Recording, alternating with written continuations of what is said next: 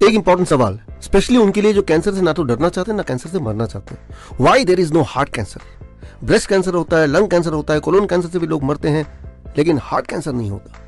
क्या आपने कभी सुना किसी ने आपको बोला हो I am diagnosed with heart cancer? क्या हार्ट एक स्पेशल तरीके से कैंसर से प्रोटेक्टेड है? The answer is no. एक बहुत ही इंटरेस्टिंग मैकेनिज्म है ह्यूमन बॉडी का। अगर वो मैकेनिज्म समझ जाए तो आप ये समझ जाएंगे कि हार्ट में कैंसर क्यों नहीं हो सकता, और आप ये भी समझ जाएंगे how you can protect yourself from cancer. Let's try to understand the mechanism. आपके बॉडी में ब्लड वेसल्स हैं which includes arteries, veins, capillaries. ये सारे ब्लड वेसल अगर एक के बाद एक लगा दें तो कुल मिला के हो सकता है करीब 1 लाख किलोमीटर। इसी ब्लड वेसल में ब्लड फ्लो होता है और ऑक्सीजन का ट्रांसपोर्टेशन होता है, न्यूट्रिशन का ट्रांसपोर्टेशन होता है। लेकिन आजकल का जो लाइफस्टाइल है, जो खाना पीना है, उसकी वजह से कभी कभी ब्लड वेसल्स में, आर्टरीज में या फिर कैपिलरीज में कहीं कहीं ब्लॉकेज आ जाते हैं। जहां जहां ब्लॉकेज आते हैं वहां सप्लाई या तो कम हो जाती है ऑक्सीजन की, न्यूट्रिशन की, फूड की, या सप्लाई पूरी तरह से रुक जाती है जब ब्लॉकेजेस 100% हो जाते हैं। और जैसे ही वो सप्लाई 100% रुक जाती है तो आसपास के सेल्स जो कि उस ब्लड वेसल पे निर्भर थे फूड के सप्लाई के लिए, ऑक्सीजन के सप्लाई के लिए, न्यूट्रिशन के सप्लाई के लिए, दे स्टार्ट स्टार्विंग, और वो भूखे मरना शुरू कर देते हैं। अब वो सेल्स जिस भी ऑर्गन को बिलोंग करते हैं वो ऑर्गन धीरे धीरे कमजोर पड़ने लगता है। अगर वो organ is lungs then it becomes lung disease. अगर वो ऑर्गन किडनी है इट बिकम्स किडनी डिजीज। अगर वो ऑर्गन हार्ट है it becomes heart disease. So body के किसी भी ऑर्गन में अगर कोई इलनेस होती है, डिजीज होती है, उसका मेजर कारण is the blockage in the blood vessel which supplies nutrition to the cells belonging to that organ. So इस तरह से बीमारी होती है।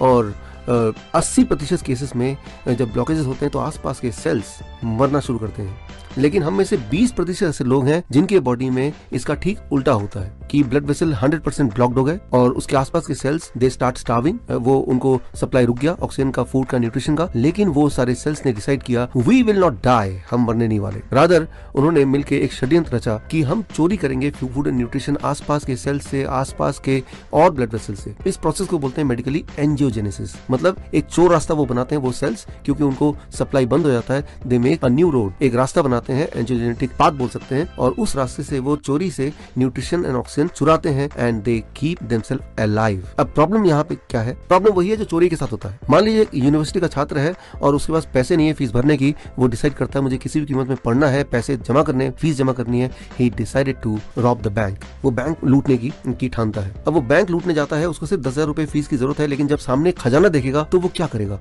उस खजाने में से सिर्फ 10,000 रुपए निकालेगा और वहां से भाग जाएगा, या खजाने में से जितना माल वो लूट पाए उतना लूटेगा? Of course second option. तब वो भूल जाता है कि बेसिक मकसद क्या था चोरी का। तब वो सामने जितना भी माल दिखता है वो सारा का सारा लेना चाहेगा। The same thing happens with the cells, the similar kind of behaviour. जब एबंडेंस में चोरी का ऑक्सीजन एंड न्यूट्रिशन मिलने लगता है तो सेल्स उससे उसकी ग्रोथ बढ़ जाती है। They started growing very very fast, faster than rest of the body, and that is how the tumour develop. ये है first stage of tumour.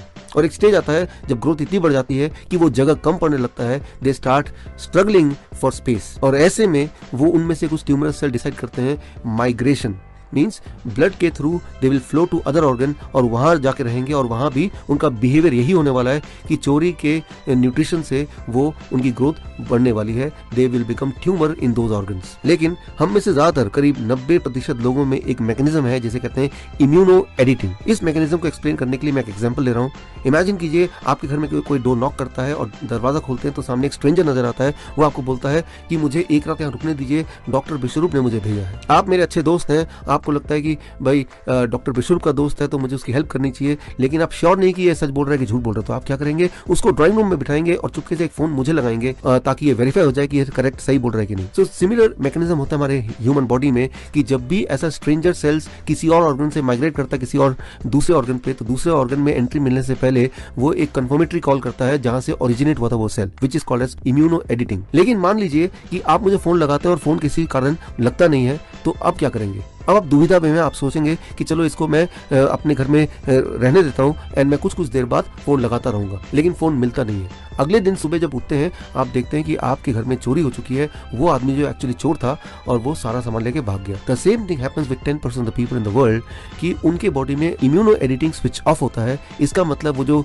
Tumour cell थे वो इस बात का फायदा उठाते हैं कि नए ऑर्गन में जाते हैं और वहां पे एंट्री कर लेते हैं और नए ऑर्गन से कन्फर्मेटरी कॉल रिसीव नहीं कर पाते या उनको को वेरीफाई नहीं कर पाते और वो जो ट्यूमरस सेल है वो नए ऑर्गन में जाके वहां भी ट्यूमरस ग्रोथ करने लगते हैं, and that is what is called cancer. That is how the tumour get converted to cancer. लेकिन इस पूरे प्रोसेस में specially the first stage angiogenetic cells बनाने में करीब 2 दिन 3 दिन लगते हैं। अब आपके जो हार्ट सेल्स हैं they cannot wait for 2 days, right, they cannot remain hungry for 2 days। हमारे बॉडी में कई सारे मसल्स हैं लेकिन उनमें से सिर्फ एक मसल है जो लगातार काम करता है, that is the heart muscle.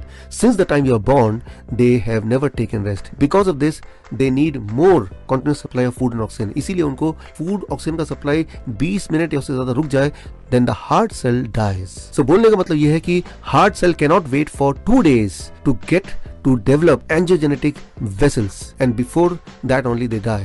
So यहाँ conclusion यह है that heart cell do not get a chance to get converted into cancerous tumor. Before that they die of starvation and that is what is called heart attack. तो यहाँ पे आपको एक बात पता चली, चाहे वो कैंसर हो या चाहे वो हार्ट डिजीज हो या चाहे वो हार्ट अटैक हो, चाहे वो ब्रेन स्ट्रोक हो, चाहे वो किडनी फेलियर हो, there is one common cause of all this illness, that is blockage in the blood vessel near that organ. अब इसका क्योर क्या है? मेडिकल साइंस में दवाइयों में कोई क्योर अभी तक नहीं आया है, लेकिन हाँ अगर किसी भी तरह से ब्लॉकेज आप हटा पाए, खत्म कर पाए, तो कैंसर रिवर्स हो सकता है, हार्ट डिजीज रिवर्स हो सकता है, किडनी फेलियर दोबारा ठीक हो सकता है। तो सवाल क्या है? Important question is how we can clear the blockage. इसके जवाब के लिए मैंने अभी एक वीडियो बनाया था कुछ समय पहले, how to protect yourself from heart attack and heart doctors. वो वीडियो अगर आप देखेंगे you will get the answer of this question. अगर वो वीडियो आपने नहीं देखा please go through that video and also go through my book heart mafia. Heart mafia book आप इंग्लिश में या हिंदी में पढ़ सकते हैं।